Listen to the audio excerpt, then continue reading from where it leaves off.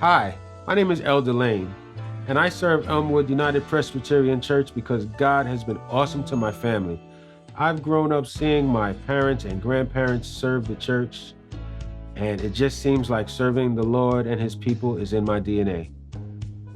Currently, I serve the youth ministry, specifically with the Talented 10th, the security ministry, buildings and grounds, and the Men of Faith. I do work full-time for the city of New York, and I'm also a full-time dad and husband. But Elmwood has been incorporated into our lives, and we absolutely love it here. My children love it here, and there's always something for them to do. I love volunteering at Elmwood United Presbyterian Church because I'm doing work that I'm very passionate about. I feel like we can use every hand and able body to bring more souls to the Lord. I feel like Elmwood United Presbyterian Church can continue to be that safe space that the people in the community need us to be the most. Hi, my name is Trayce McCullin-Bilal, and I'm a teacher for Newark Public Schools. I've been teaching for 20 years. I've also been a member of Elmwood for 20 years. I have been volunteering in the nursery for 6 years, and it is my absolute pleasure to do so. As a teacher, it's hard to find time for extra things like donating your time. I spend a lot of time grading papers and making lesson plans. However, it's important to me to give back. My mother taught me to give of my time and my energy and my talents, and that's what I try to do here at Elmwood. Although there are a lot of things I need to do, like clean the house and grade papers and do the laundry, I feel like it's important to be here. I feel like the church deserves some consistency, and I would like to provide that. I bring in my family as I need to when we have a lot of children. It's important to me to provide a place for families to bring their children so that they can enjoy the service and not worry about their children being safe and taken care of. I feel happy and like I did something rewarding by giving my time to the church. And if you could find it in your heart to take a little while to think about what you could do and where you can contribute. Doesn't have to be a lot, does not have to take a lot of time out of your week. But if you could do that, I'm sure you'll feel the same sense of reward that I do. My volunteering at Elmwood actually started in the mid-90s. My two youngest children were part of the youth group, and I became a parent volunteer. When I joined the church in 2004, I was a part of the Ujima ministry. I became a deacon in 2007, and I became the moderator in 2008. So it was just natural that I started to volunteer in the office. After my double lung transplant surgery, it was so traumatic that I just wanted to start to do things that were normal. I was recommended by Cynthia Wellington, and I started to volunteer on Fridays when the office was open on Friday. I started to demonstrate some skills that caught the attention of our office administrator at the time. And she asked me if I wanted to do social media. And because, as everybody knows, I'm a social media maniac, I just thought it was a natural progression.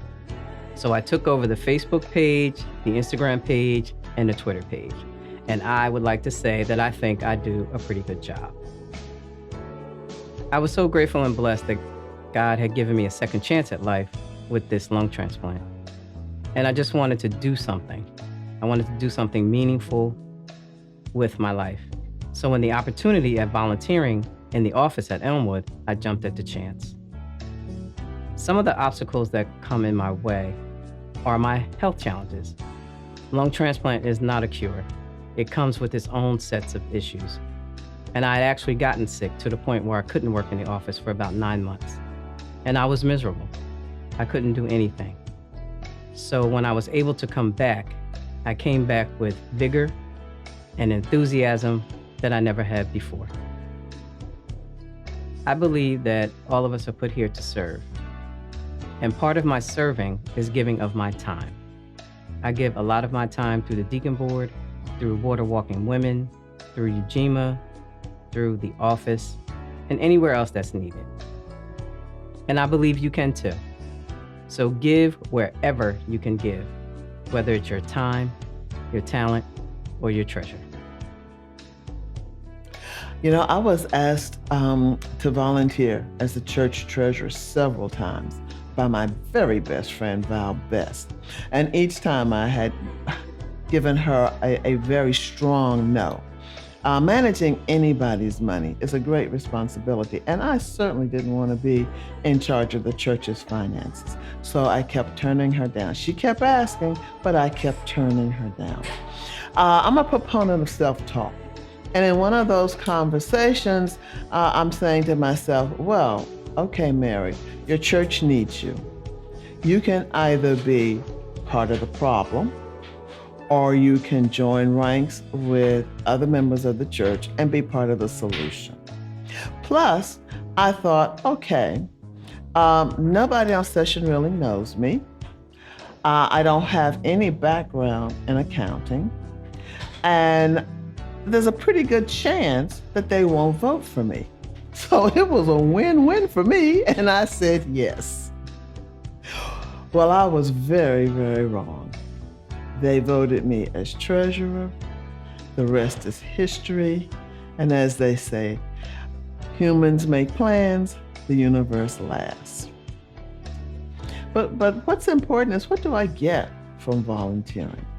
And to my surprise, I get so much.